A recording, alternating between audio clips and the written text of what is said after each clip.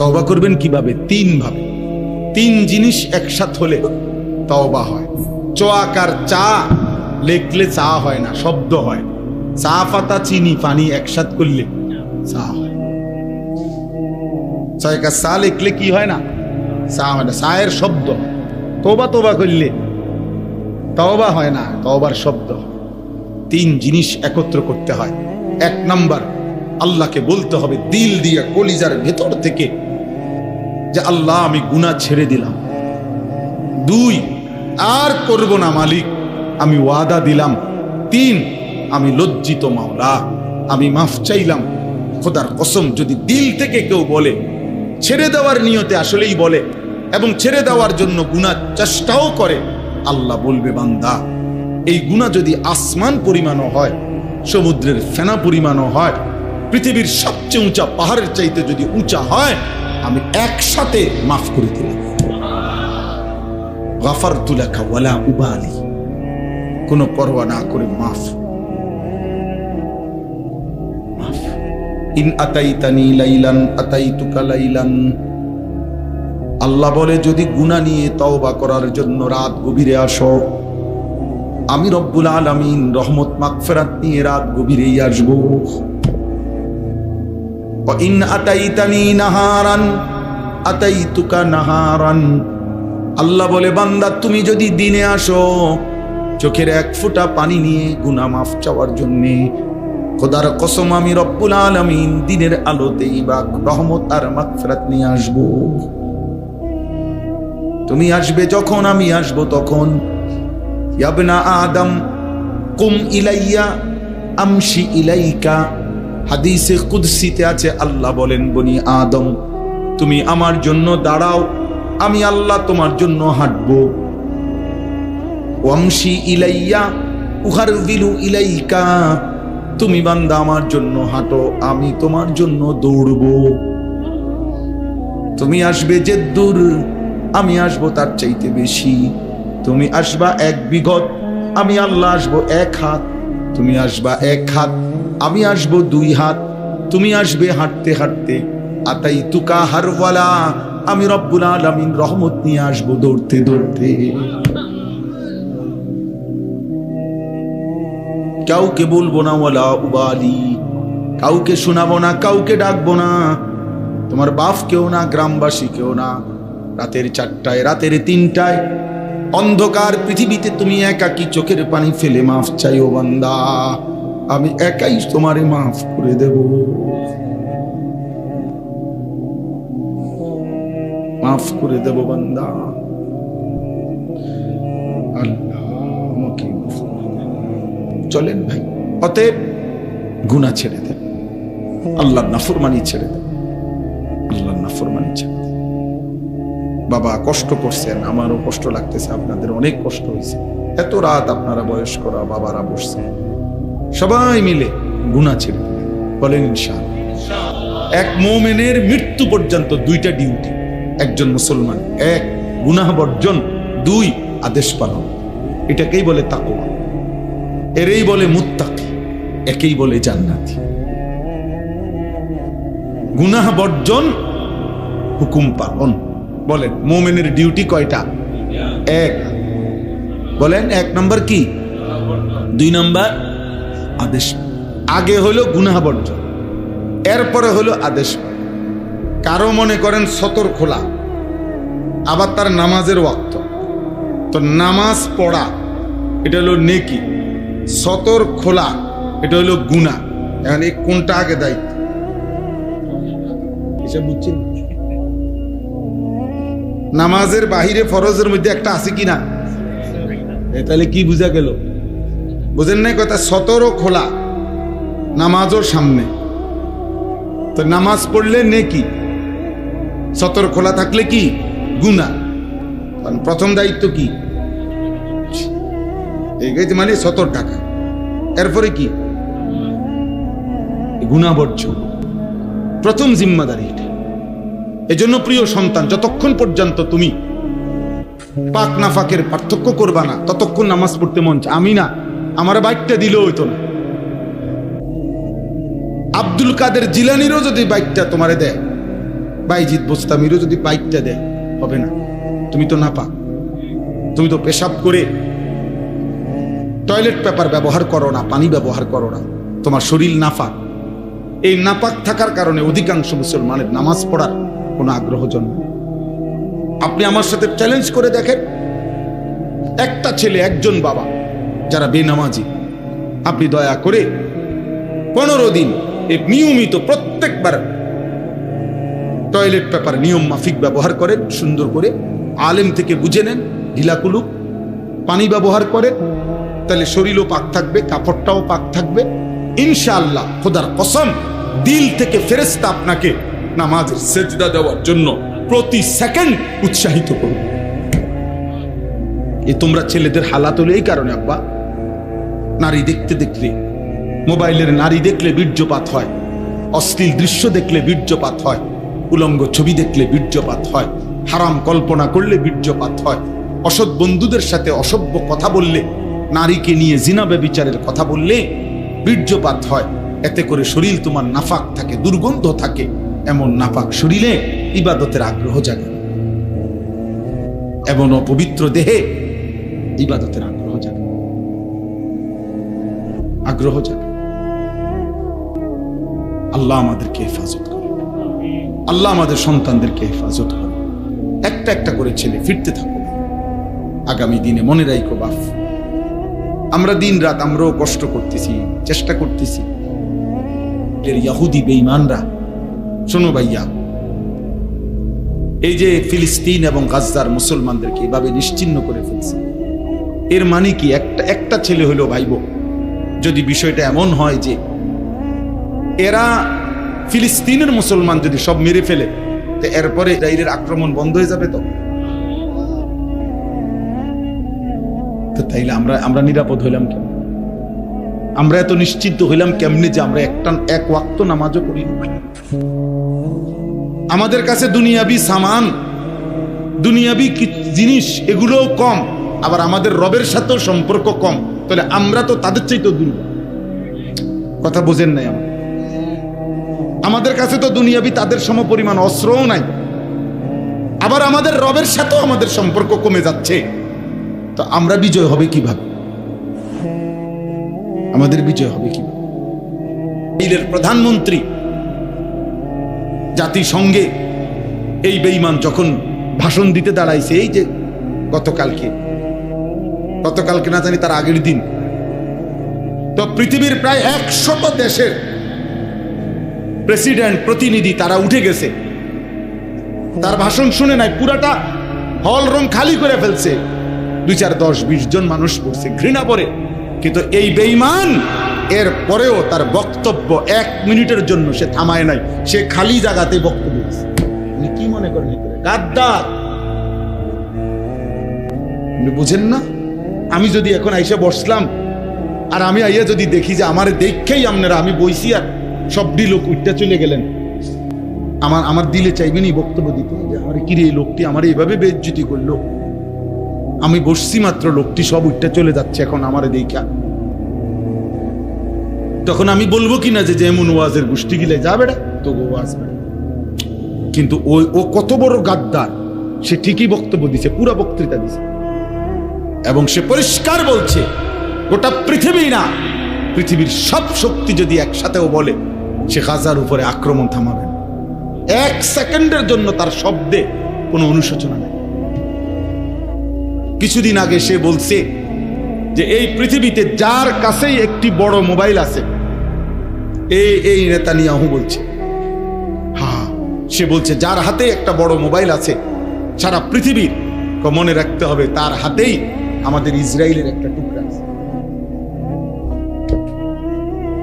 বুঝেন নাই? বড় মোবাইলের পার্টস, কোনো না কোনো পার্টস, 2, 4, 10টা পার্টস ইসরায়েলের তো। বুঝে নাই হিসাব ভাইয়া? ওরা আমগরে কেমনে আটকাই লাইছে। আমাদের চুল, আমাদের চেহারা, সন্তান আমার মুসলমান, বাপ মুসলমান, মা মুসলমান, চুল দিকে তাকাইলে বোঝা যায় সে বেঈমান। সারাদিনের চলাফেরা দেখলে বোঝাই যায় সে বেঈমান। নবী সাল্লাল্লাহু আলাইহি সাল্লাম তো স্পষ্ট বলছেন, নবীজির লোকে আপনি রাগ করতে পারবেন? তো নবীজি তো বলছে, মান তারাকা সালাতাম মুতাআম্মিদান ফাকাদ কাফারা, যে ইচ্ছে করে নামাজ ছেড়ে দিল সে কাফের হয়ে গেল। তো এর ব্যাখ্যা তো আছে, কিন্তু ব্যাখ্যা তো পরে, শাব্দিক তর্জমা তো ফাকাদ কাফারা। এই ছেলে বেটা, মুসলমানের বাচ্চা, শোন বেটা, মুমিনের সন্তান, রক্তে যদি এক ফোঁটা ঈমান থাকে আল্লাহকে সিজদা দিও। নবী বলছে, রাহমাতুল লিল আলামিন নবী বলছে, দয়ার মায়ার সাগর নবী বলছে, বেনামাজি তুই মনে রাখিস তোর হাসর হবে ফেরাউনের সাথে। বলে নাই? বলে নাই? কারুনের সাথে, হামানের সাথে, উবাই ইবনে খালাফ, মক্কার কুরাইশদের সবচেয়ে নিকৃষ্ট কাফের, তার সাথে। এখন আপনি কি বলেন? একটা ছেলে বলো, ভাই তুমি তোমারে বেনামাজির সেজদা নাই, তোমারে দাঁড় করাইছে ফেরাউন নমরুদের লগে, কারুন হামানের লগে, ওইখান থেকে ডাইকে আইনা আলগায় তোমারে জান্নাত দিয়ে লাগবো। হ্যাঁ, আর তো তখন হেরা কি করবো? লগের হেরা কথা বুঝেন নাই? ওরা বলবো, মা এটা কোন বিচার? দাঁড়াইলাম এক লগে, আমরা যদি হেরে নিক জ্ঞান, আমরা কি? আমরা কি? যদি বিবেক থাকে কারো, ভাই না, সুপারিশ মামুর বাড়ি না, হাউজে কাউসারের ফানি সাপকলের ফানি না, ট্যাপ সাইডে দিলে ফানি বাইরে হয়, এরম না। সুপারিশ নিতেও খোদার কসম কাগজপত্র দেখাইতে হবে, ফাইলপত্র দেখাইতে হবে, আমলনামা দেখাইতে হবে। হাউজে কাউসারের পানি নিতেও কাগজপত্র কি বোঝেন নাই কথা? আমলনামা দেখাইতে হবে, আমলনামা দেখাইতে হবে। কি দেখাবেন ভাবেন? নবী সাল্লাল্লাহু আলাইহি সাল্লাম যখন আমলনামা দেখবে আর বলবে, উম্মত এটা তোমার নাম আনিসুর রহমান, 30 বছর সুদ খাইলা, আমার উম্মত, 365 দিনে কোনোদিন ফজরের নামাজ পড়ো নাই, তুমি আমার উম্মত। 60 বছর বয়সে বিড়ি সিগারেট খাইলা, তুমি আমার উম্মত। 60 বছর বয়সে গালি ছাড়া কথা বলো না, তুমি আমার উম্মত। 50 বছর ধরে নাটক, সিনেমা, নর্তকীর ছবি দেখো, তুমি আমার উম্মত। এটা আমার উম্মতের আমলনামা। আমি সর্বশ্রেষ্ঠ নবী, তুমি আমার শ্রেষ্ঠ উম্মত, শ্রেষ্ঠ উম্মতের এই আমলনামা।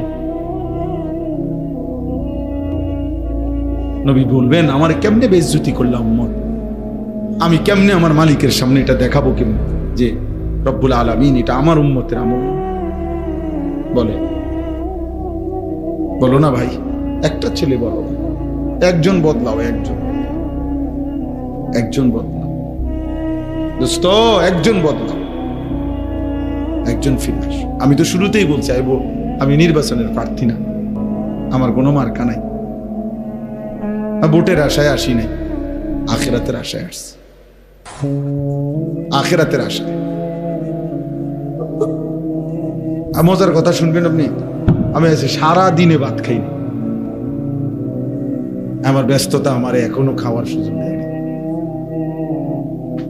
অন্য কিছু খাইছি, গাড়ির বসে বন খাইছি, কলা খাইছি, সময় কুলাইতে পারছি। এই রাস্তার ভয়ে, জ্যামের ভয়ে, আমার মাগরিব রাত বয়ান ছিল মাধবপুর, ওইখানে মানে ফেরেশানি যে ধরতে পারতাম না মাহফিল, চারিদিকে বারবার শুনতেছি আশুগঞ্জ, তারপরে বিশ্ব রোড, চারিদিকে জ্যাম, মাধবপুর। এই জন্য দুপুর বেলাই রওনা দিছি জোহরের পরে। খুব খিদা লাগছে, এটা বলতেছি না, মানে বুঝাইলাম জিন্দিগির একটা নেশায় থাকি। ভাবি যে একজন সন্তানও বদলাবে ইনশাআল্লাহ। আমরা হতাশ না, আমরা হতাশ না, ইনশাআল্লাহ আমাদের মুসলমানের সন্তান ফিরতেছে, আল্লাহর দিকেই ফিরছে, আলহামদুলিল্লাহ। শত শত ছেলে ফিরছে।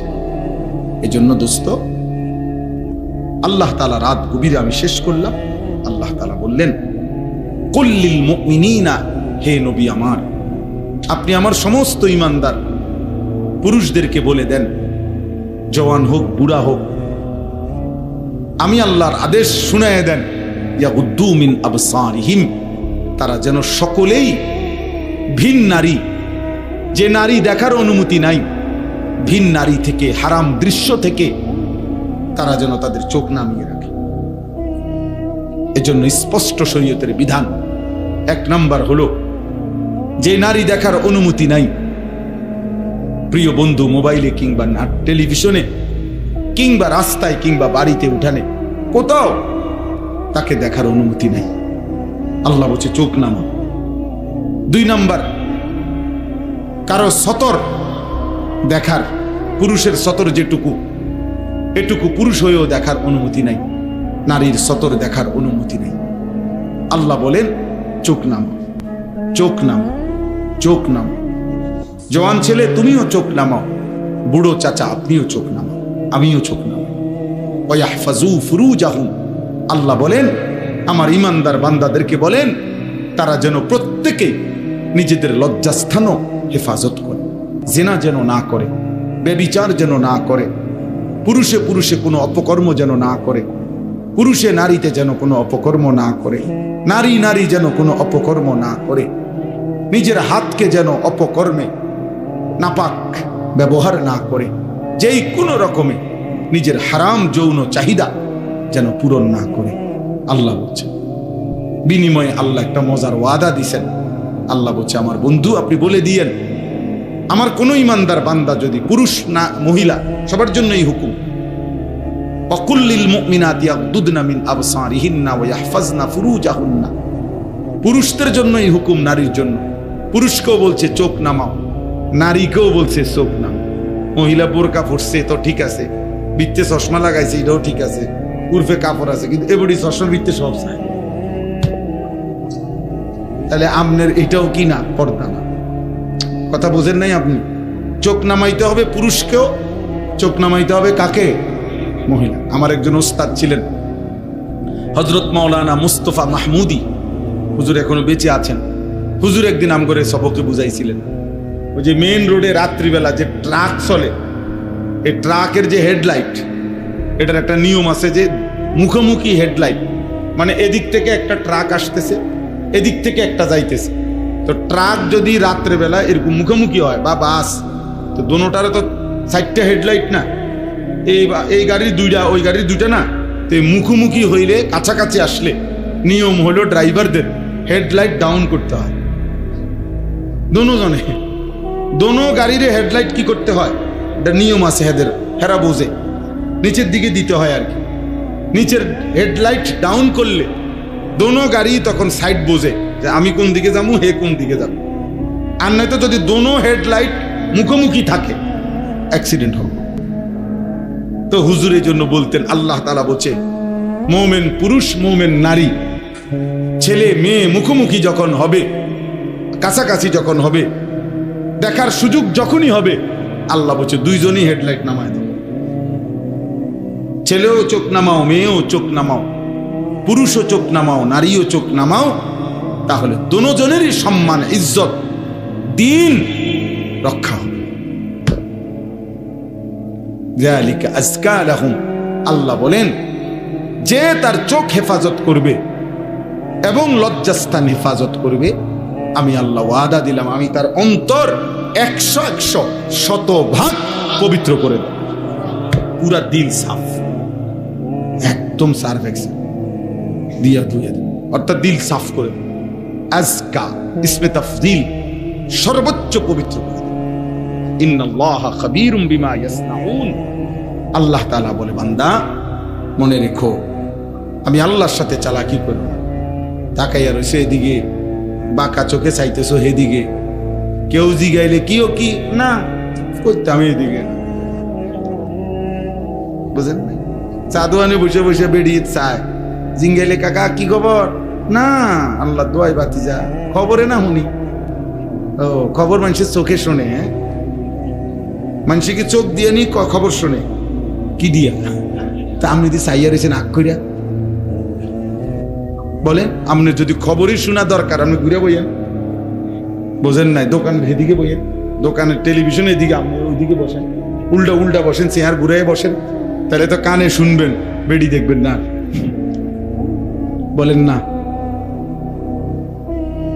তাহলে আল্লাহ তাআলা বলছেন, বান্দা তোমার দিলের মধ্যে কি আছে, এবং কৌশল করে গোপনে, একাকী, আড়ালে, রাতে, লাইট বন্ধ করে, ইয়ারফোন লাগাইয়া, যেমনি তুমি যা করো না কেন, খোদার কসম আল্লাহ বলেন আমি পুরা খবর রাখি।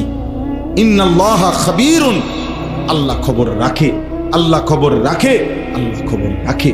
বান্দা আমারে আড়াল করতে পারতা না, আমার থেকে লুকাইতে পারবা না। এই পৃথিবীর কেউ যদি না দেখে, না জানে, না শুনে, না বোঝে, আমি রব সব দেখি, সব শুনি, সব বুঝি, সব জানি। জানে কি না? বলেন না কেন?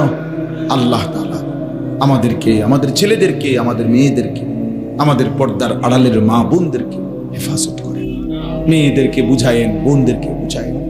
বিশেষ করে মনে কষ্ট নিয়ে না, আমার একটা অনুরোধ, প্রবাসীর স্ত্রী যারা, প্রবাসীর ছেলে মেয়ে যারা, জানেন না প্রবাসী বিদেশে অনেক কষ্ট করে, মাথার ঘাম বেচারার পায়ে পড়ে, 12 ঘন্টা, 14 ঘন্টা, 16 ঘন্টা ডিউটি করে।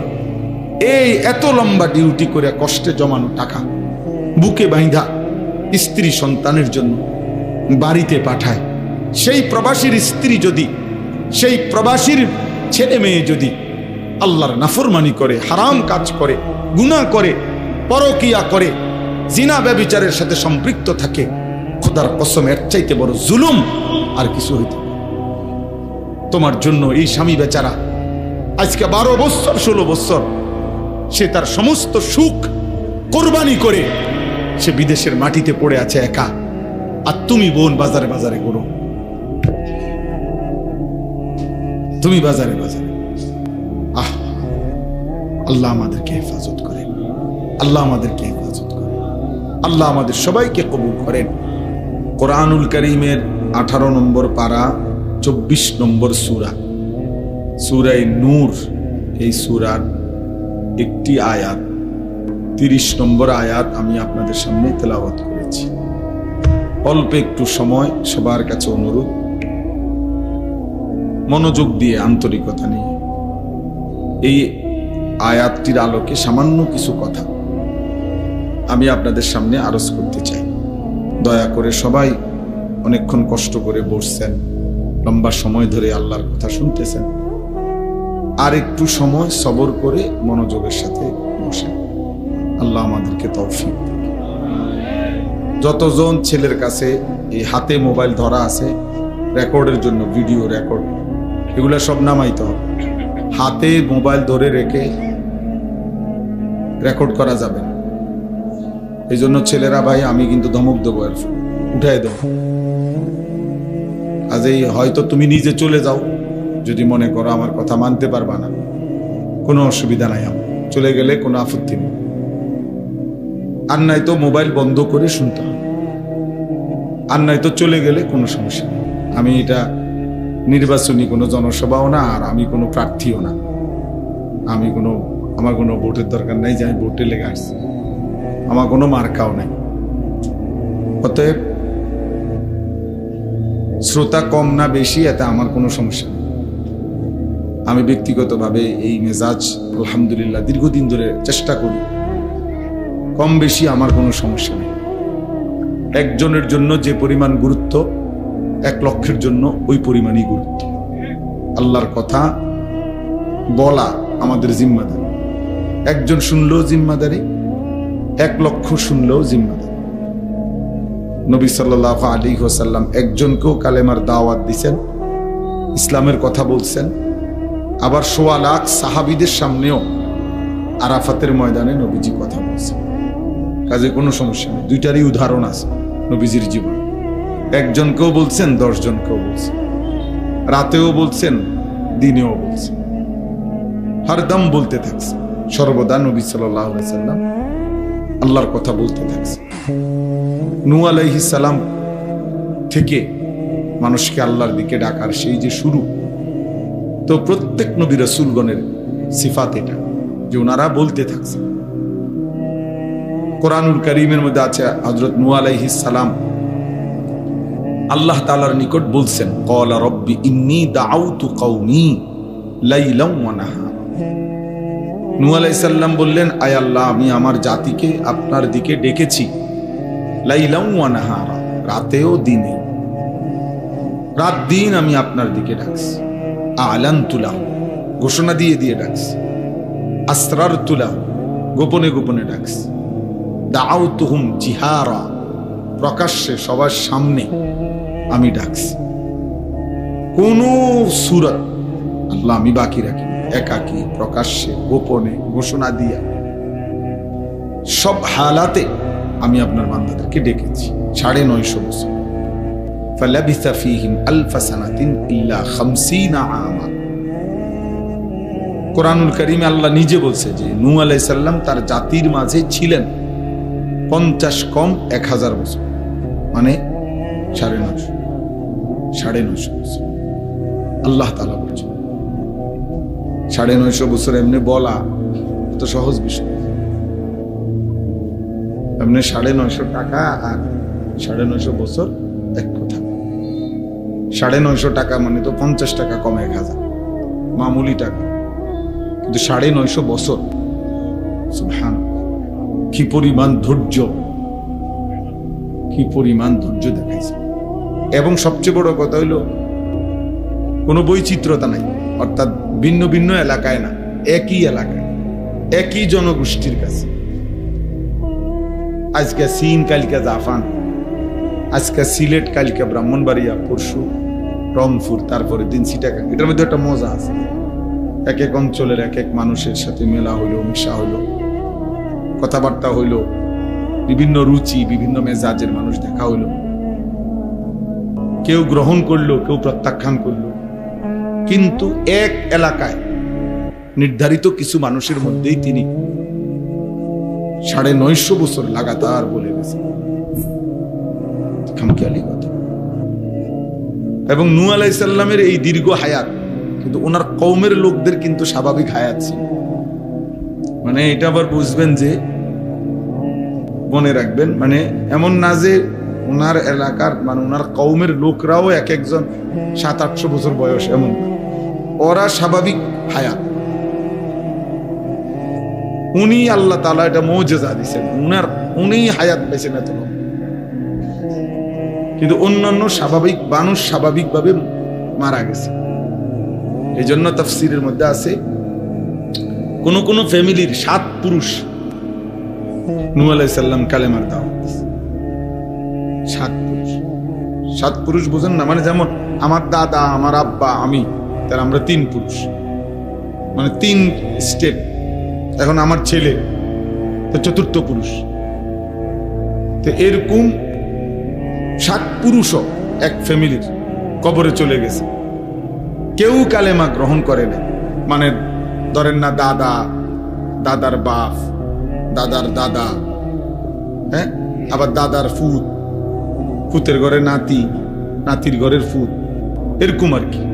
কেউই, সবার হায়াত শেষ, তিনি বলে গেছেন, কালেমা গ্রহণ করে নাই। তবুও তিনি সেই ঘরে পুনরায় আবারও কালেমার দাওয়াত নিয়ে গেছেন। এই জন্য দোস্ত, এটা জরুরি। কোনো বাবা তার সন্তানকে আল্লাহর কথা বলা থেকে বিরতি দিতে পারে না, এই সুযোগ নেই যে হুজুর আমি তার এমন 2টা বছর বুঝাইছি। বিশ্বাস করেন হুজুর, কিতা বিশ্বাস করতো, কইছে না তো 2 বছর, 2টা বছর হুজুর ঝান্ডা শেষ করে গেছে। 2টা বছর, বাপরে। আজকে মনে হয় 1 সপ্তাহ লাগাইয়া হুজুর তারে বুঝাই। মানে 1 সপ্তাহে যেমনি টান দিছে উনি, 1 সপ্তাহ কোনো এত লম্বা না। আমনে যেমনি কইছে, বুঝছেন না? 950 বছরের দিকে চিন্তা করলে 1 সপ্তাহ বিরাট কিছু, 2টা বছর অনেক কিছু। তাইলে এই জন্য কোন স্বামী তার স্ত্রীকে আল্লাহর দিকে ফিরাইবার চেষ্টা, বিরত হওয়ার সুযোগ। কোন বাবা, কোন মা তার সন্তানদেরকে আল্লাহর দিকে ফিরাইবার চেষ্টা বন্ধ করার অনুমতি নেই, কোনো অনুমতি নেই। অনুমতি হবে সেদিন আল্লাহ যদি ডাইরেক্ট জিবরাইল পাঠাইয়া আপনাকে বলে, নাই তো 3 বছর না, মৃত্যু পর্যন্ত আপনাকে আপনার স্ত্রী সন্তানের ঈমান আমল আখিরাতের কথা বলতে হবে। হুজুর এখন আর বয়স হয়ে গেছে, অন যদি জি পুত্রে বেশি কিছু বলতে যাই, শেষ বয়সে না খাইয়া মরতে হইব, পুতের বউ আর ভাত তরকারিও দিবে না, এই সমস্ত ধোকাবাজি কথা, বাটফারি কথা, খোদার কসম আখিরাতে মুক্তি মিলবে। কারণ কোন মানুষ যদি 3 বেলাও পেট ভরে খানা খায়, তারপরও তার মৃত্যু হয় না? তাহলে আপনি বুঝি শেষ বয়সে না খাইয়া মরবে। তারা শেষ বয়সে যারা নিয়মিত খানা পায় তারা তো মরে না। না, এমন লোক আমি শুনি নাই মরতে। আপনারা শুনছেন কিনা কে জানে, মরে তো তাইলে আর আপনি কি করলেন? এটা অনেক মানুষ আছে, এটা আহা, আপন সন্তান চোখের সামনে জাহান্নামের দিকে ছুটতেছে, উনি মাতেও না, উনি আপেল খায়, মালটা খায়, বা উনি জানে এটা হারাম করে, ফুতের ইনকাম সুদ, 2 নম্বর না 6 নম্বর, আহ, উনি মাতেও না, উনি বন খায়, চা খায়, বিড়ি খায়, পান খায়, কোন রকম কয়, কোন রকম আল্লাহ আল্লাহ করে পার হইয়া যেতে। আহ, এক বুজুর্গ বলছিলেন যে হে আল্লাহর বান্দা, দুনিয়ার যন্ত্রণার পেরেশানির কারণে যদি মানুষ বলে যে যদি মরে যাইতাম ভালো ছিল, মানুষ বলে না এরকম যে এত পেরেশানির চাইতে, এত দুঃখের চাইতে মরে গেলে ভালো ছিল। মহিলারা বেশি বলে, মহিলারা একবারে 19 থেকে 19.5 হইলে যা আমার মরণ আইয়ে না কা, আমি মরি না কা, আমার উপরে ঠাডা পড়ে না কা, আমার উপরে খোদার গজব পড়ে না কা, বেডির গজব বেডি নিজেই দেয়। মহিলাদের এই বদ অভ্যাস বেশি, হ্যাঁ, মানে মৃত্যু কামনা করে বেশি, বুঝেন নাই, মরণ কামনা করে বেশি। তাহলে ওই আল্লাহর ওলি বলছেন যে হে আল্লাহর বান্দা, দুনিয়ার পেরেশানি থেকে তো তুমি মনে মনে কামনা করিলা যে যদি মরে যাইতাম, পেরেশানি মুক্ত হইতাম। তিনি বলছেন হে আল্লাহর বান্দা, যদি কবরে গিয়ে কবরের আযাব শুরু হয়, তখন তুমি ওই আযাব থেকে বাঁচবার জন্য এবার কি চাইবে?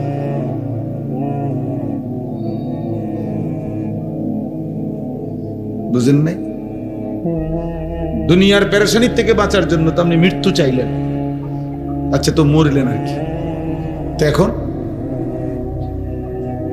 কবরে গিয়ে যখন আযাব হবে আল্লাহর নাফরমানির কারণে, তখন কি করবেন? তখন কি চাইবেন? আবার দুনিয়া আইতে চাইবেন? আমরা মস্কারি, হ্যাঁ, আবার দুনিয়ায় আসতে চাইলে আপনারা আবার ফেরত দিবে নাকি? তাহলে এজন্য আমি কথাটা প্রসঙ্গে বললাম আর কি। কোন স্বামী, কোন বাবা, কোন মা, আপনারা এটা মনে রাখবেন, কোনোভাবেই স্ত্রী সন্তানের পরিবারের কমপক্ষে হালাল হারাম, পাক নাফাক, নামাজ রোজা বন্দিগি, ইবাদত আমল, আখেরাত, এই চেষ্টা বন্ধ রাখার অনুমতি। অনুমতি হবে সেদিন আল্লাহ নিষেধ করবে। যে নূহ আলাইহিস সালামকে সরাসরি আল্লাহ নিষেধ করছে। কেনান ওনার ছেলে যে কাফের ছিল, নূহ আলাইহিস সালামের এই ছেলে যখন নূহ আলাইহিস সালামের নৌকা উঠে গেছে, তিনি পানি ওয়াফারাত তান্নুর, কোরআন শরীফে আছে যে চুলার থেকে পানি বের হয়ে গেছে। নূহ আলাইহিস সালাম বুঝছে যে কিছুক্ষণের মধ্যেই পানি তুফানে পূর্ণ হয়ে যাবে। তো তখনও নূহ আলাইহিস সালাম ছেলেটাকে বলছে, বাবা কালেমা পড়ে ইয়া বুনাইয়া রকাব মা'ানা, আমার সাথে নৌকাতে উঠে আসো, বাপ ঈমান আনো। নূহ আলাইহিস সালামের ছেলে বলছে, না আমি নৌকায় উঠবো না, সাআবি ইলা জাবালিন ইয়াসিমুনি মিনাল মা। নাফরমান ছেলে বলতে লাগছে যে বাবা আমি ওই পাহাড়ের উপরে গিয়ে আশ্রয় নেব, এত উঁচা পাহাড়ের উপরে তোমার খোদার পানি যাবে না, বন্যা হইলে ওইব আর আল্লাহ বুঝি হিমালয় পর্বতের উপর। বুঝেন নাই কথা? সেই বুঝছে, মনে করছে এটা। তো নূহ আলাইহিস সালাম তখনও আবার বলছে লা আসিমাল ইয়াউমা মিন আমরিল্লাহ, না রে বাপ, আল্লাহর আযাব থেকে আজকে কেউ বাঁচাইতে পারবে না, তুই ভুল কইরো না বাবা, আসো না, ছেলেটা আসে নাই, উনি টানাটানি করছে। তো আল্লাহ তাআলা বলেন ওয়া হালা বাইনাহুমাল মাউজু, কিছুক্ষণ পরে তুফান বাড়তে বাড়তে ওই পর্যন্ত এসে পানির একটা ঢেউ একটা ধাক্কা দিছে, এই ধাক্কার সাথে সাথে বাপ আর পুত পৃথক হয়ে গেছে। ফাকানা মিনাল মুগরাকিন, নূহ আলাইহিস সালামের ছেলে কেনান তখন পানিতে ডুবা শুরু করছে। আল্লাহ বলেন তখনও দেখেন এবার হাত থেকে ছুটে গেছে, আর আর আর ধরতে পারতেছে না নূহ আলাইহিস সালাম, কিন্তু তখনও তিনি নৌকায় দাঁড়িয়ে, কোরআন শরীফে আছে ওয়ানাদা নূহ আলাইহিস সালাম দোয়া করছে, এবার আল্লাহর কাছে হাত উঠাইছে, ইন্না ইবনি মিন আহলি, আল্লাহ আমার যে সন্তান এটা ডুবে যাচ্ছে, যে এটা আমার ছেলে, আমার পরিবার, আমার সন্তান, আমার বংশধর। এই ছেলে, এটা অপদার্থ কোথাকার, না জানলে আসলো কেন সে? বাকি ছেলেরা তোমরা শোনো নাই, তোমরা মানা করো। আমি ছেড়ে দেবার মানুষ না বাপ, সাফ কথা। আমার জিন্দিগির সিদ্ধান্ত এটা, কোন মাহফিল দ্বিতীয়বারের আশায় আমি আর বয়ান করি, একবারই আসলাম মনে করেন, কোনো অসুবিধা নেই, আর কোনোদিন আসবো না, কোনো সমস্যা নেই। কিন্তু এই সন্তান ফিরাইতে হবে, আমাদের এই ছেলেগুলারে বাঁচাইতে হবে। আপনারা জানেন না বা দেখতে শুনতে এরা নাম ঠিকানা আর পরিচয় যদিও মুসলমান, অগণিত ছেলের, লাখ লাখ ছেলের একাকী গুনাহ, মোবাইলের গুনাহ, চরিত্রহীনতা, জিনা, ব্যভিচার, অস্থিরতা, উলঙ্গ ছবি দেখা, নর্তকী দেখা, হারাম দৃশ্য দেখা, এটা কোথায় গিয়ে নামছে আপনারা জানেন?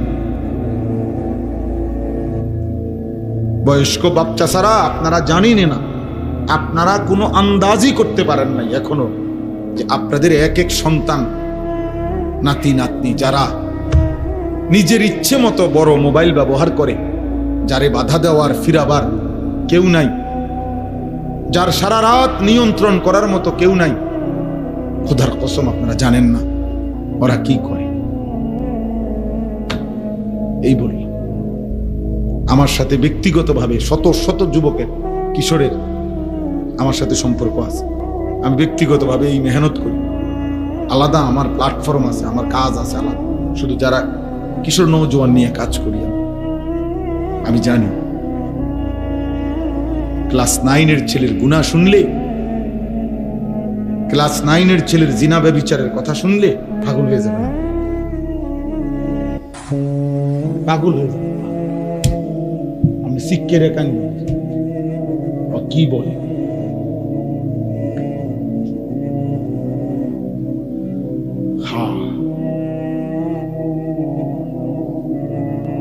এই কোরআনুল করিম সামনে বললাম, এক নির্ভরযোগ্য বিশ্বস্ত কথা হলো, এই 15 দিন আগেও আমার একজন 7 বছরের বাচ্চা আপন বাবার বড় মোবাইল দিয়ে উলঙ্গ ছবি, রব্বে কাবার কসম, কোরআন শরীফ সামনে রেখে, 7 বছরের বাচ্চা। আমার জাতি ধ্বংস হবার আর বাকি কথা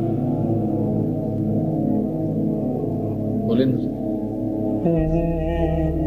জিজ্ঞাসা করেন যে কতদিন হয় নামাজ পড়েন, কতদিন, মানে একজন 18 বছরের ছেলে অগণিত জিজ্ঞাসা করেন যে বাপ 5 ওয়াক্ত নামাজ পড়ো নাই, অথবা পড়ছো মনে পড়েনি গত 2-4 বছর। একটা ছেলেকে জিজ্ঞাসা করেন না যে বাবা গত 365 দিনে যে 1 বছর গেছে কোনদিন ফজরের নামাজ পড়ছো নি? তুমি জানো নি ফজরের ওয়াক্ত হয় কয়টায়, সূর্য ওঠে কয়টায়? আমার জাতি আর কতদিন টিকবে? আমি এই 3-4 দিন আগেও এক মসজিদে সারা রাত জার্নি করে ফজরের ওয়াক্তে এক মসজিদে ঢুকছি, মানে এক জায়গায় যাচ্ছি, ইচ্ছা করে নাম বলতেছি না জেলার, এই মনে 1 সপ্তাহ হবে না, ফজরের ওয়াক্তে দেখছি ইমাম সাহেব, বিশাল মসজিদ, খুব সুন্দর মসজিদ, অত্যাধুনিক সুন্দর, ঝকঝকে টাইলস, বাথরুম, ওযুখানা। আহা, কসম খোদার, ফজরের নামাজে নিজ চোখে দেখছি সিরেফ ইমাম সাহেবের পিছনে একজন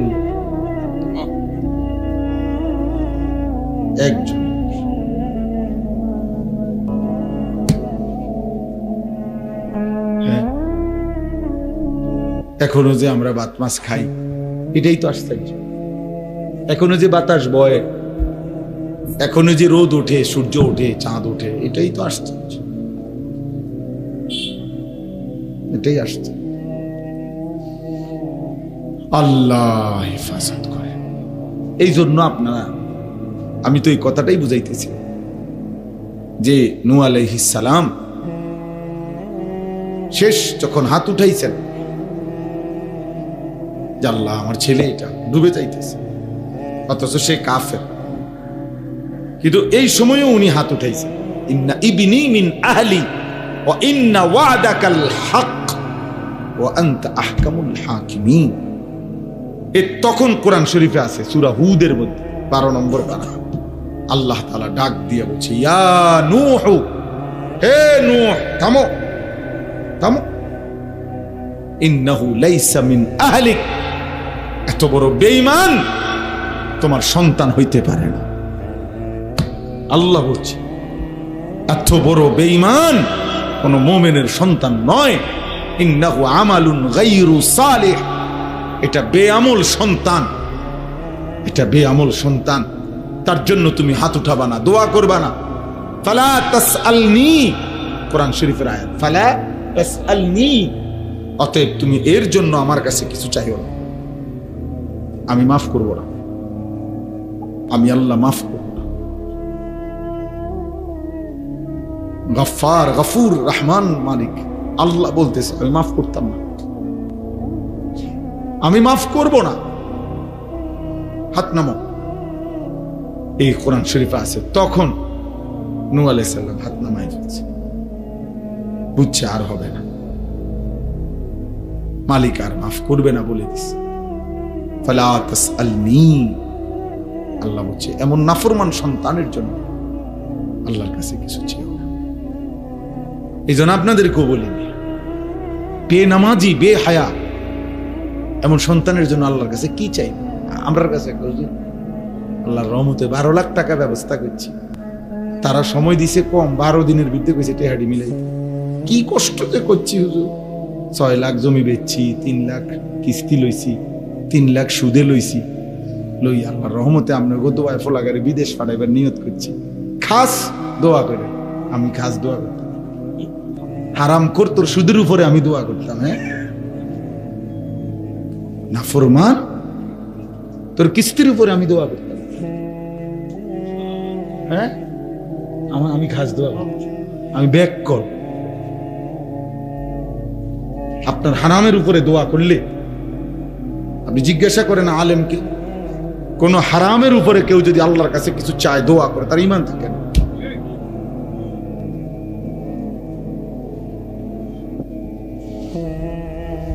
আল্লাহর রহমতে বলে ব্যবস্থা করছে টাকা, সুদের টাকা আল্লাহর রহমতে ব্যবস্থা করছে, কিস্তির টাকা আল্লাহর রহমতে ব্যবস্থা করছে। আপনার উপরে ফরজ করছিল ইসলামী শরীয়ত যে সুদে হোক কিস্তিতে হোক ছেলেরে যেমনে পারো বিদেশ পাঠাও, এটা ইসলাম আপনার উপরে বলছে তো না? নবীজি বলছে তো এটা, আব্দুল কাদের জিলানী বলছে তো এটা, বাইজিদ বোস্তামি এটা বলছে তো, বাংলাদেশের সংবিধান আপনার এটা বলছে, আপনাকে এলাকার চেয়ারম্যান আপনার এটা বলছে, আপনাকে এলাকার মেম্বার এটা বলছে। ইবলিস ছাড়া, শয়তান ছাড়া আর কেউ বলে নাই বেটা। হারাম খোর কোথাকার শয়তান তোমারে বলছে, দুইটাই লুবি, বাপটাও লুবি, সন্তানটাও লুবি। বিদেশ যাইতে নিষেধ করি না, বিদেশ যাওয়া হারাম না, কথা বোঝেন নাই, বিদেশ যাওয়া হারাম, প্রবাসী হারাম না, না না, সুদের টাকা হারাম, কিস্তির টাকা হারাম, আপনারে এটা বলছি।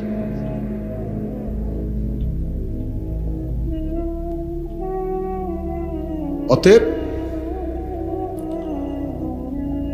স্ত্রী সন্তানকে আল্লাহর দিকে ফিরানো, আখিরাতের দিকে ফিরানোর চেষ্টা, ওযু নামাজ পাক পবিত্র হালাল হারামের দিকে ফেরানোর চেষ্টা, এটার থেকে কোনো অভিভাবক, কোনো স্বামী, কোনো বাবা, কোনো মায়ের ছুটি মিলবে কখন? বলেন। জিবরাইল ফাটাই আপনার কাছে যদি আলাদা কে আসে, তারা আমাদের কাছে এখন জিবরাইল আসার সুযোগ আছে তো? আসে কে? জিবরাইল আইন তাইলে তাইলে বোঝা গেল আমাদের জন্য অনুমতি নেই, বরং আমরা মৃত্যু পর্যন্ত বলে যাইতে হবে। আমি তো এই জন্য প্রায় বলি আমার বাবা আপনাদেরকে, আপনি কমপক্ষে আপনার যে স্ত্রী নামাজ পড়ে না, পর্দা করে না, যে মেয়েটা নামাজ পড়ে না, পর্দা করে না, আপনার যেই ছেলেটা নামাজ পড়ে না, হালাল হারাম বাইচা চলে না, এই নাচ গান নর্তকী ছবি উলঙ্গ দৃশ্য মোবাইল নিয়ে পড়ে থাকে, যদি কোনো কথায় আমনে তারে ফিরাইতে না পারেন, উনি বলার পর নামা, তাহলে কমপক্ষে এতটুকু তারে বইলেন যে বাপ, মৃত্যু পর্যন্ত মনে রাখিস আমি তোর উপরে অসন্তুষ্টি নিয়ে কবরে গেলাম, এটা তারে বইলা যায়। স্ত্রীকে বইলেন আমি স্বামী হয়ে তোমারে পারলাম না, তো মনে রাখিস বিবি, তোর মতো নাফরমান বিবি, তোর উপরে আমি অসন্তুষ্টি রাখা, হয় তুই কবরে যাবি না আমি কবরে গেলাম। আর আল্লাহর নবী বলছেন কোন স্ত্রীর মৃত্যু যদি হয় তার স্বামীর অসন্তুষ্টি নিয়ে, তো জাহান্নাম।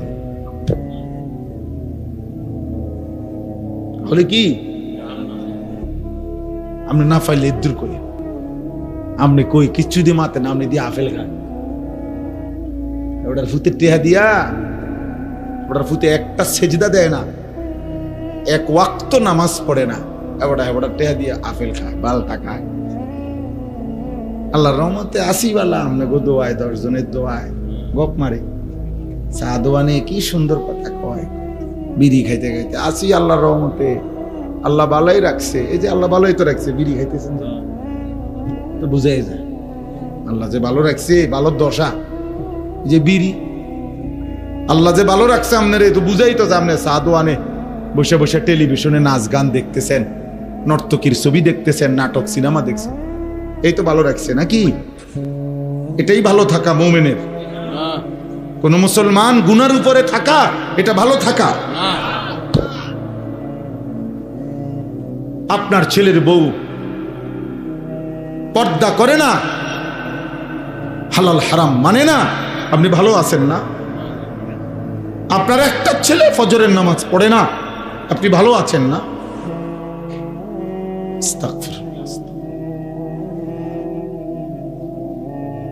কিসের ভালো থাকলেন আপনি? আপনার ঘরে জাহান্নামের আগুন জ্বলতেছে, এই সময় আপনি ভালো থাকেন কেমনে? কেমনে ভালো থাকেন? আল্লাহ নবী সাল্লাল্লাহু আলাইহি ওয়াসাল্লাম কসম খোদার হাদিসের মধ্যে আছে, নবীজি নিজে নবীর মেয়ে ফাতেমা রাদিয়াল্লাহু তাআলা আনহা বলেন, ফাতেমা কি নামাজি ছিল না বেনামাজি? পর্দানশীল না বেপর্দা নারী? সাইয়্যিদাতু নিসাই আহলিল জান্নাহ।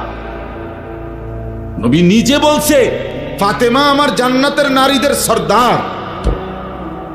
সেই ফাতেমার ঘরের দরজা আল্লাহ নবী সাল্লাল্লাহু আলাইহি সাল্লাম ফজরের নামাজের সময় নবী নিজে ফাতেমার ঘরের দরজার কড়া নাড়তেন আর বলতেন, ইয়া ফাতেমা কুমি, ফাতেমারে আমার মা, নামাজের জন্য উঠো মা, কুমি লিসসালাহ, নামাজের জন্য উঠো মা, আনকিজি নাফসাকে মিনান নার, মা ফাতেমা জাহান্নামের আগুন থেকে নিজেকে বাঁচাও মা, ফাইন্নী লা উগনি আনকে মিনাল্লাহি শাইআ। নবী বলতেন, ফাতেমা মুহাম্মদের মেয়ে বললে হাসরের ময়দানে আমি তোমার কোনো উপকার করতে পারব না। সেজদা দেখাইতে হবে, তোমার পর্দা দেখাইতে হবে, আল্লাহর গোলামি দেখাইতে হবে, মুহাম্মদের মেয়ে বললে হবে। এরপরে নবীজির চাচা আব্বাস রাদিয়াল্লাহু তাআলা আনহু ওনার ঘরে যেতেন, চাচাকেও বলতেন, ইয়া আম কুম লিসসালাহ, চাচা ফজরের নামাজের ওয়াক্ত হয়েছে, চাচা উঠেন, নামাজের জন্য উঠেন। ওনারা তো এমনি উঠতেন, তবুও ডাকতেন, আনকিজ নাফসাকা মিনান নার, চাচা জাহান্নামের আগুন থেকে নিজেকে বাঁচান। ফা ইন্নী লা উগনি আনকা মিনাল্লাহি শাইআ, মুহাম্মদের চাচা বললে, চাচা হাসরের দিন আমি আপনার কোনো উপকার করতে পারব না। আমনে কি আমগরে বুদ্ধি দিছে, চাচারে কেউ কইয়া দিছে যে আমনে চাচা মৃত্যু পর্যন্ত বিড়ি খাইবেন, নবী হাসরের ময়দান আপনি দেখবেন, লোক লোক সুপারিশ করে জান্নাত দিয়ে দিবে। আসো আসো, আরে মাশাআল্লাহ, তুমি নি ওই যে সবসময় সাদো আনে বিড়ি খাইতাম উম্মত, এদিকে আসো। আরে তোমার না ট্রাইতে আসি, আইও, বেহেশত তো তোমার লাগে না রাখছে। এই হলো উনি বুঝছে কি সুপারিশ, বুঝছেন না? এইসব উনি ভাবছে নবী সুপারিশ করবে মানে আমরা মৃত্যু পর্যন্ত আল্লাহর নাফরমানির উপরে থাকবো, আর নবী উঠলেই সুপারিশ করে কি দিয়ে দিবে? বেহেশত দিয়ে দিবে। আপনি 60 বছর পর্যন্ত কথায় কথায় গালি দেবেন, এই অবস্থায় মারা যাবেন। আমনের কিস্তি আমনের ফুতে চালায়, আমনে কবরে, আমনের সুদের টাকা আমনের ফুতে চালায়, আমনের ব্যাংকের লোন আমনের ফুতে শোধ করে, আমনে কবরে, আমনে হাসরের ময়দানে উঠলেই আমনের নবী সুপারিশ করে বেহেশতে নিয়ে যাবে।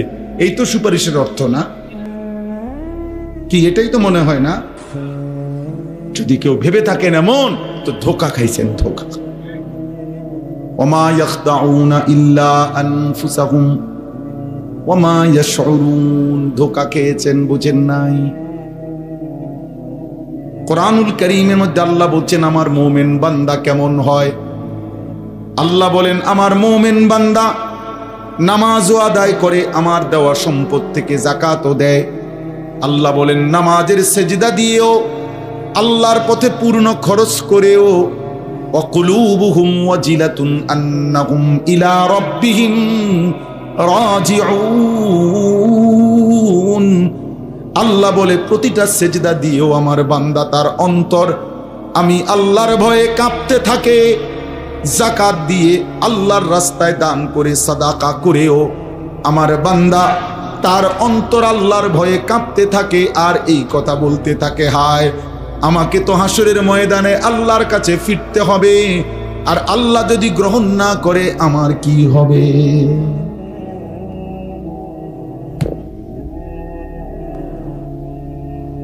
আল্লাহ যদি গ্রহণ না করে আমার কি হবে? হ্যাঁ, আমরা ছোটবেলায় আমরাও ওয়াজ শুনতাম যখন, আগের দিন মানে কি 300 বছর আগে না, আমি ছোটবেলা, আর আমি যে দূর, আমার ছোট হতে দূর, ঠিক না? আমার বয়স 44 বছর চলে এখন, তাইলে আমার ছোটবেলা কি 400 বছর আগের কথা না, কত 15-20 বছর 25 বছর আগের কথা।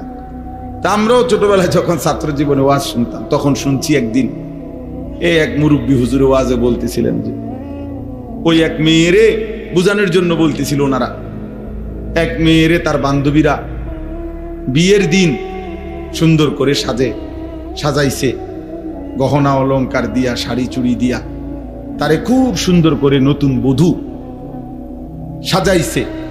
তো বান্ধবীরা সবাই বলতেছে যে তোরে আজকে দারুণ দেখাচ্ছে, সুন্দর হচ্ছে, অনেক চমৎকার মানাইছে শাড়িটা, কাপড়টা, চুড়িটা, গহনাটা। কিন্তু মেয়েটা কাঁদতেছে নিজে নিজে।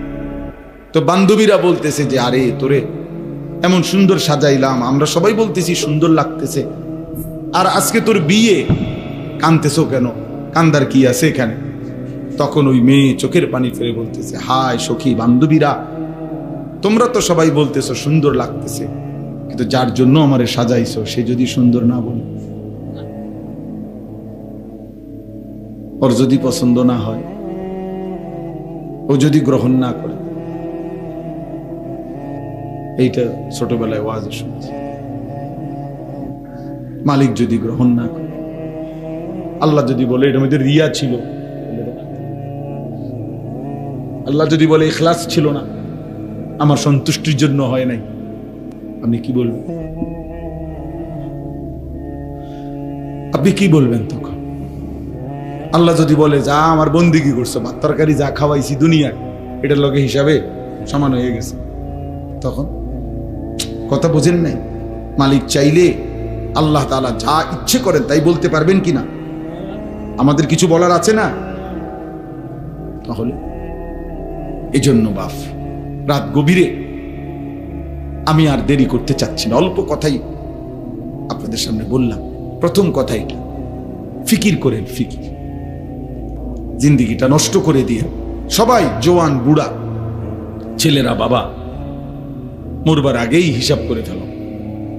তোমরা এতগুলো ছেলে যা বসছো, মাশাআল্লাহ বাপ, এত রাত এতটা সবর করে বসছো। প্রিয় সন্তান, প্রিয় ভাই, 14 বছরের আমার ছেলে আছে, 16 বছরের আমার সন্তান আছে।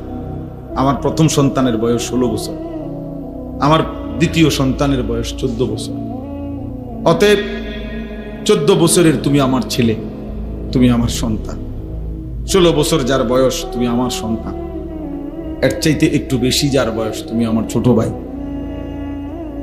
তো এক ভাই তোমারে বললাম, এক বাবা তোমারে বললাম, তোমরা ছেলেরা নষ্ট হইও না, নষ্ট হও। এই নারী, এই ছবি, অস্থির দৃশ্য, উলঙ্গ নাচ গান, জিনা, ব্যভিচারের দৃশ্য, মদ, জুয়া, এই হারাম সম্পর্ক, বন্ধুদের আড্ডা, দিন রাত নাপাক শরীর, পেশাব পায়খানার পরে ঠিক মতো টয়লেট পেপার ব্যবহার করো না, পানি ব্যবহার করো না, এক ওয়াক্ত নামাজের সেজদা দাও না, কোনো দিন ফজরের নামাজ পড়ো না। হ্যাঁ, এটা তো মুনাফিকের সাজে। মুশরিক এটা করতে পারে, মুমিন করতে পারে।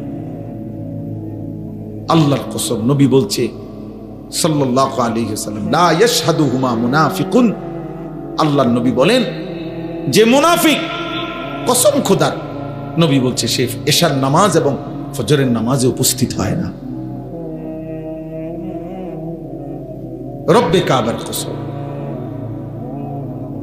এশার নামাজ এবং ফজরের নামাজের জামাতে যে আসে না, রাসূল বলছে সে মুনাফিক। সে কি? বলেন না, সে কি? বলেন, সে কি? মুনাফিক। তাইলে বাবা, ছেলেরা মনে রাখো, যেই নবী বলছে সুপারিশ করবে, তিনি বলছে তুমি মুনাফিক, তুমি ফজরের নামাজে আসো না, উম্মত তুই মুনাফিক। অতএব যিনি সুপারিশ করবেন, তিনি যদি বলে তোমারে মুনাফিক, এবার সুপারিশ তোমার জন্য তোমার আব্বাই করবে কিনা, কোন বাফে, তুমি দেখো তোমার কোন আব্বা সুপারিশ করবে, তুমি মিলাই। এ তো মুনাফিকের আখলাক। হযরত আব্দুল্লাহ ইবনে ওমর বলেন, রাসূলুল্লাহ সাল্লাল্লাহু আলাইহি সাল্লামের জামানায় আমরা মুনাফিক ফজরের অনুপস্থিতি দেখলে আমরা তাকে মুনাফিকই ভাবতাম।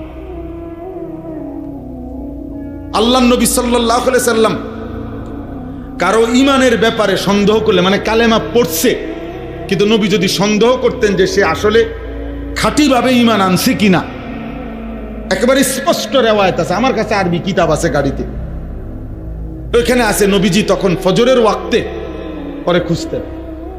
2 দিন 3 দিন 4 দিন যদি ফজরের নামাজে অনুপস্থিত দেখতেন, তো নবী বলতেন, হ্যাঁ আমি এমনটাই ভাবছি, মানে মুনাফিক। মানে কি? মুনাফিক। এজন্য হযরত আব্দুল্লাহ ইবনে মাসউদ রাদিয়াল্লাহু তাআলা আনহু বলেন, নবীজির জামানায় যারা বাস্তবিক অর্থে ছিল মুনাফিক, সবাই চিনত, মনে করত, সবাই নবীজির বিরুদ্ধে ষড়যন্ত্র করত মুনাফিক হিসাবে, আল্লাহর কসম তিনি বলেন, হযরত আব্দুল্লাহ ইবনে মাসউদ বলেন, ওই চিহ্নিত মুনাফিকরাও ফজরের নামাজের জামাতে উপস্থিত হইতো।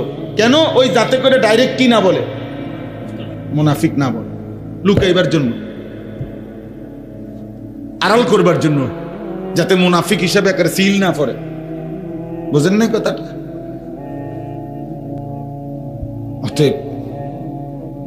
অতএব মাতবরি করেন না। মসজিদে 30,000 দিচ্ছেন, বেহেস্তের বুঝ হয়ে গেছে নাকি?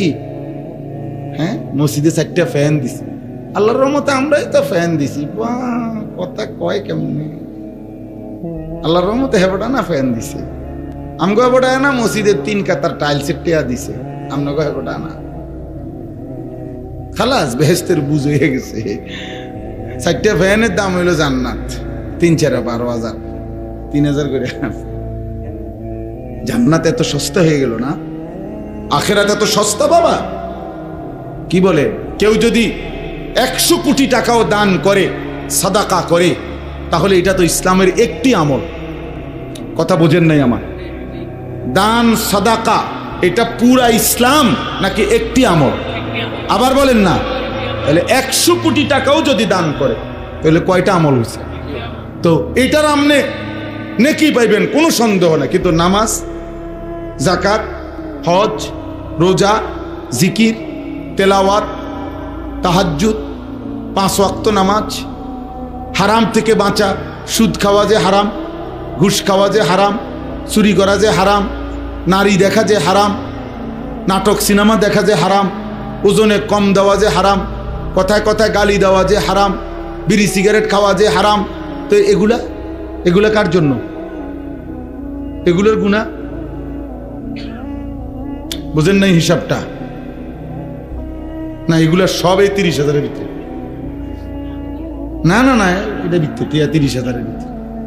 দেখেন না, হুজুরে টাকা 200 দিয়া বুড়া মিয়ারে তওবা করায়। 90 বছরের বুড়া সোজা হইয়া গেছে, একদম টানা দিয়া লাইছে। এখন হাত পাও গিরাগাড়ি জোরাদারি ছেড়ে দিছে। হ্যাঁ, এখন দম টাইনতে আছে। এই সময় হুজুর আনছে 300 টাকা দিয়া, 500 টাকা। হুজুর ধরেন আব্বার 60 বছর ক্লিয়ার করে দেন। হুজুরে 500 টাকা দিয়া তওবা করাইয়া আমনের বাপের 60 বছরের গালি গালাস, বিড়ি সিগারেট, চা দোয়ানের টেলিভিশন দেখা, ওজনে কম দেওয়া, ওই যে জমি দিছে না, ঠকাইছে, এই সব ক্লিয়ার করে মাফ করিয়া 500 টাকার ভিতরে এরপরে জান্নাতের ফেরেশতার হাতে বুঝাই দিয়া ইমাম সাহেব আইছে। ভাই,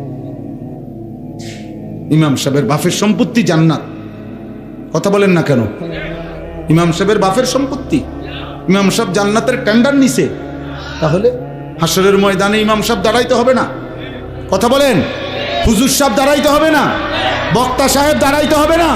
পীর সাহেব দাঁড়াইতে হবে না? কসম খোদার দাঁড়াইতে হবে আমাকেও আপনাকে। আমি কি এখন জান্নাত থেকে আসছি? না না, ক্যান্টনমেন্টে আইছি। কুমিল্লা ক্যান্টনমেন্ট, ময়নামতি, ওখান থেকে আসছি। অতএব দয়া করে, গুনাহ করছেন আপনি, তওবা করবেন আপনি এখন। এখন কখন? কখন? এখন। এখন আজকের এই মাহফিলে আল্লাহ তাআলা বরকত দান করেন, আপনাদের সকলের জিন্দেগি আল্লাহ সুন্দর করে দেন। আলহামদুলিল্লাহ।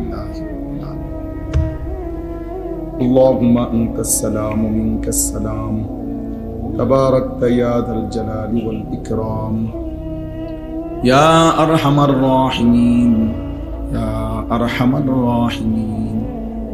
রব্বানা যালামনা আনফুসানা ওয়া ইল্লাম তাগফির লানা ওয়া তারহামনা লানাকুনান্না মিনাল খাসিরিন। রব্বানা আতিনা ফিদ দুনিয়া হাসানাতাও ওয়া ফিল আখিরাতি হাসানা ওয়া কিনা আযাবান নার। রব্বিরহামহুমা কামা রব্বায়ানি সগীরা। রব্বানা হাব লানা মিন আজওয়াজিনা ওয়া যুররিয়াতিনা কুররাতা আ'য়ুন ওয়াজআলনা লিল মুত্তাকিনা ইমামা। মাওলায়ে কারীম, আপনি মাফ করে দেন। রাত অনেক গভীর মাওলা, অনেক গভীর মাওলা। মধ্যরাত পার হয়ে গেছে মাওলা অনেক আগেই। তাহাজ্জুদের বড় মোবারক সময় মাওলা। আল্লাহ, আপনার প্রথম আসমানে কুদরতি ভাবে নেমে আসার সময় এটা মাওলা। আমি গুনাহগার গোলাম মাওলা, আপনার কাছে মাফ চাইলাম মাওলা। চারিদিকে লক্ষ লক্ষ মানুষ ঘুমিয়ে গেছে, আমরা অল্প কয়েকজন নাফরমান।